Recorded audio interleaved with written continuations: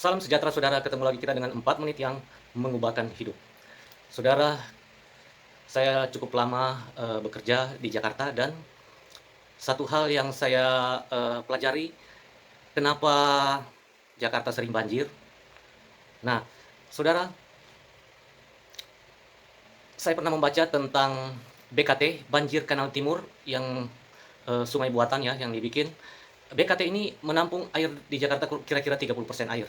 30% air ditampung dan ada lagi banjir Kanal Barat ya katakanlah bisa menampung 20%, jadi kurang lebih 50% air bisa ditampung ya. Tetapi yang menjadi masalahnya adalah ketika air dari puncak dikirim ke Jakarta ya. Itu salah satu masalahnya, dan kemudian banyak hal yang menjadi penyebab juga adalah karena sampah yang menyumbat sungai-sungai.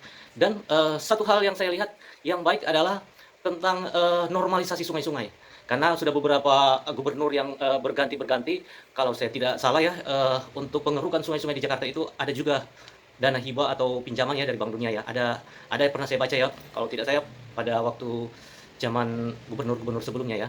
Jadi saudara, ketika sungai-sungai di Jakarta itu dilakukan normalisasi sungai dan sangat baik ya. Kalau pada waktu itu pemandangan sungai-sungai tadinya banyak sekali lumpurnya, banyak sekali, dan pada saat ini udah lebih bagus lagi ya saudara.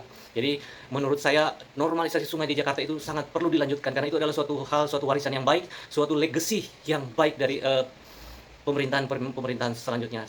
Menurut saya yang lebih cocok adalah normalisasi sungai dibandingkan dengan naturalisasi, karena Jakarta itu banyak pembangunannya sehingga perlu lebih cocok dengan normalisasi. Nah saudara, tema saat ini saya ingin berbicara tentang membangun manusia rohani.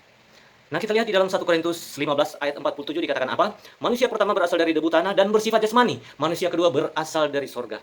Manusia pertama kita ketahui bersama, manusia pertama adalah Adam.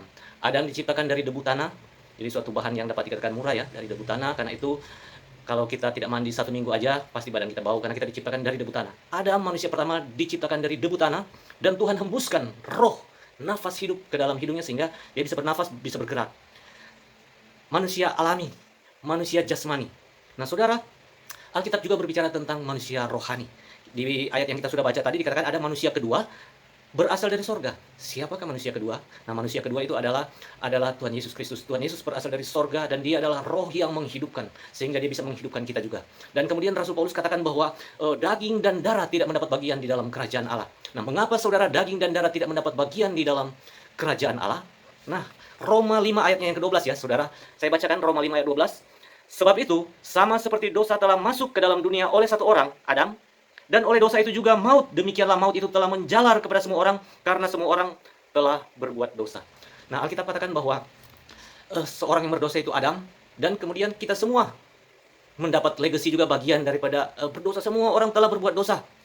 Dan kita melihat karena dosa lah ini, karena tubuh, darah, dan daging itu ada potensi tercemar oleh yang namanya dosa. Dengan adanya dosa, timbul iri hati, timbul kedengkian, bahkan terjadi pembunuhan ya ketika Kain membunuh Habel adiknya. Kemudian terjadi dosa semakin hari semakin menumpuk ya, semakin bertambah-tambah besar ya.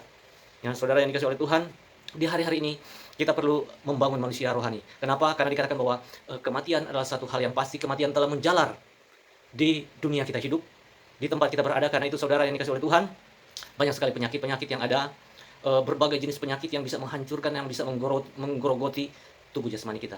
Tetapi saudara, Tuhan menjanjikan suatu hal yang luar biasa. Suatu saat dikatakan bahwa seperti kita telah mengenakan alami manusia, rupa yang alami, demikian juga kita akan beroleh rupa sorgawi.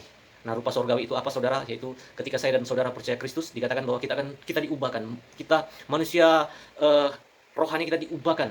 Kehidupan kita diubahkan menjadi ciptaan yang baru. Karena itu saudara yang dikasih oleh Tuhan, satu hal yang sangat-sangat penting, percaya Tuhan. Satu hal ketika firman Tuhan katakan ketika kita percaya Tuhan, kita diubahkan.